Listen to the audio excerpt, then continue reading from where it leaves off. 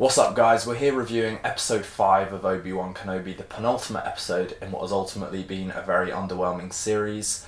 I've seen a lot of people calling this episode incredible, saying it was, a 9 or a 10. I think Total Film said it makes the entire show feel worth it. And while I'd be willing to admit that I think this is probably the best episode of the show to date, that isn't saying much considering the quality of what we've been getting so far. Is that it? We got a bit more of Obi-Wan taking the lead, being more of a general figure to the rebels, and him forcing the battalion of stormtroopers back and kind of holding the fort while the rebels tried to escape. Just felt like we were finally getting to see Obi-Wan in his prime again. Even though I think that as a whole that scene was horrendously staged, you've basically got like an empty space on both sides of the battlefield, just filled with dozens of opponents to target, and there were so few casualties it was actually laughable. Are we blind? But the actual energy and kind of frantic urgency that Obi-Wan brought to that scene was just really good. And then we got Darth Vader stealing the show this week with his encounter with Reva at the end. Like everyone else, I'm so relieved that they didn't make it a fight between Reva and Vader. It was very much just a master playing with his pet. I still think the way they handled her reveal and her motives this episode weren't great. It basically just came about in a very unearned exposition dump once Obi-Wan called her out on it. And ultimately it just ends up posing more questions than providing answers. What in the name of holy fuck is going on?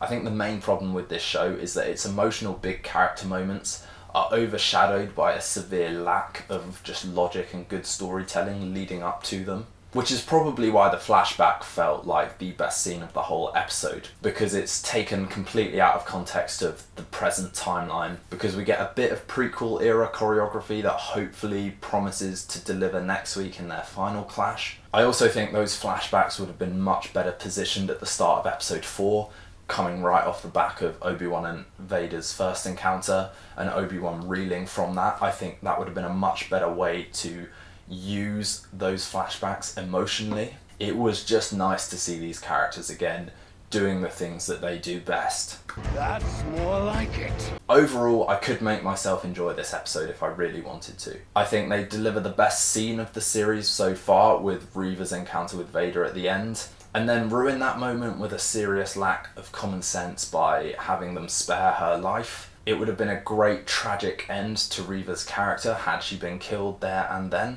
Especially if they'd layered the Order 66 soundtrack over that whole scene and just added an extra dramatic weight to these fights. And the lack of emotive prequel era music is damning this series massively. And I think it's got to be one of my most hated plot tropes in series and films, which is when characters let enemies live with no real reason to.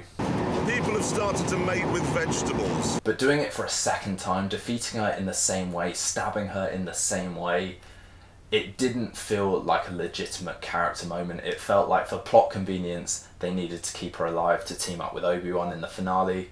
And I think that could have lent more to the Grand Inquisitor's return if he'd just come in and slaughtered Reva on the spot. Ultimately, Reva should have died in this episode, because in the finale, we've got to have Qui-Gon Jinn return in some capacity, and we've got to have this big battle of the heroes again.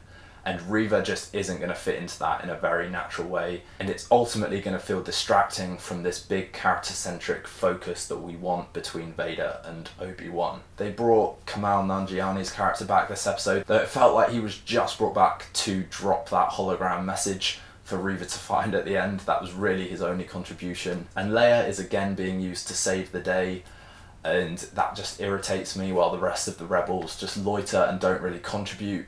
Tala's death was okay, and I felt more for that droid dying than for Tala. It says a lot about this show's writing. But at best it's okay. It's not a 9 or a 10 episode. It does not make the entire show feel worth it.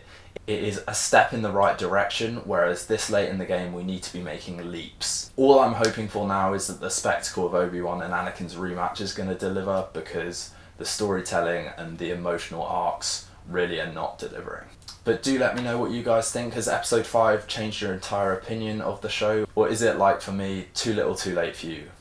Please drop a comment, like and subscribe to my channel, that is always helpful guys. But in the meantime, thank you for watching, and we'll see you for the finale next week.